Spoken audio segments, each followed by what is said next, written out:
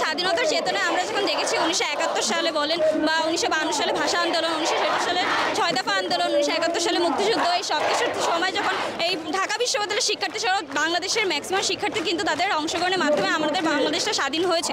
এই জন্য স্বাধীনতার চেতনা থেকে ধারণ করেই আমরা কিন্তু আজকে রাজপথে নেমেছি, যাতে আমরা আমাদের কোটা আন্দোলনটা সফল করতে পারি। কোটার বিরুদ্ধে অবস্থান করছি। এই জন্য একটা দেশের 100 জনের মধ্যে 56% কোটাধারিত হতে পারে না। আমরা দেখেন, আমরা সাধারণ শিক্ষার্থী, মেধাবী শিক্ষার্থী, আমরা সারা দিন রাত পড়ালেখা করে আমরা একটা ঢাকা বিশ্ববিদ্যালয়ে এসেছি। আমরা ইনশাল্লাহ আরও বড় বড় পজিশনে যাব।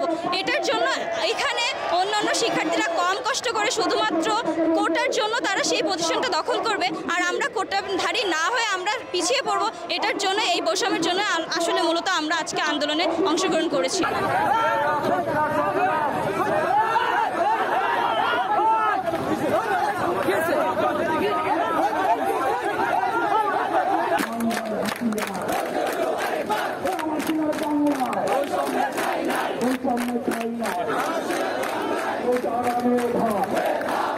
অবশ্যই ডেফিনেটলি বলবো যে যারা মুক্তিযোদ্ধা তাদের ছেলে মেয়েরা অন্তত সেই সুবিধা পেয়েছে, পাক, কিন্তু তৃতীয় প্রজন্ম, চতুর্থ প্রজন্ম এসে কেন সেই সুযোগ সুবিধাটা পাবে? কেন আমাদের সাথে বৈষম্য করা হবে?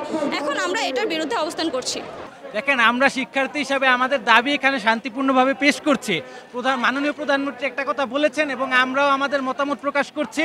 আশা করি সরকার আমাদের মতামত পর্যালোচনা করে সেটার ভিত্তিতে একটি ডিসিশনে পৌঁছাবে। বিষয়টা হচ্ছে যে কোটার ব্যবস্থাটা আসছে অনগ্রসর যে অংশ জাতির, তাদেরকে যাতে কম্পেনসেট করা যায়।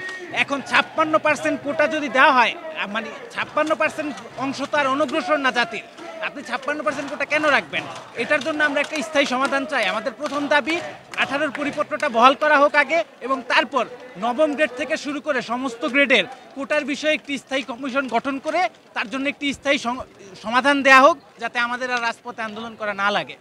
দেখেন, বিষয়টা হচ্ছে যে কোটা বাতিল করা কোনো সমাধান না। অবশ্যই যে জাতিতে অনগ্রসর অংশ থাকবে, আমরা চাই কোটার একটি যৌক্তিক সংস্কার।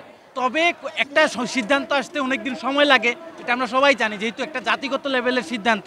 তাই আমরা চাই ইমিডিয়েটলি 18-র যে পরিপত্রটা সেটা আগে বহাল করা হোক, যাতে এখন যে পরীক্ষার্থীরা আছে তারা ক্ষতিগ্রস্ত না হয়, এবং তারপর একটি কমিশন গঠন করে এর স্থায়ী একটা সংস্কার করা হোক, যাতে ছাত্রদের জন্য একটি লেভেল প্লেইং ফিল্ড সৃষ্টি হয় এবং ছাত্ররা নিজেদের মেধা যোগ্যতা দিয়ে পরীক্ষায় অংশগ্রহণ করে চাকরি পেতে পারে।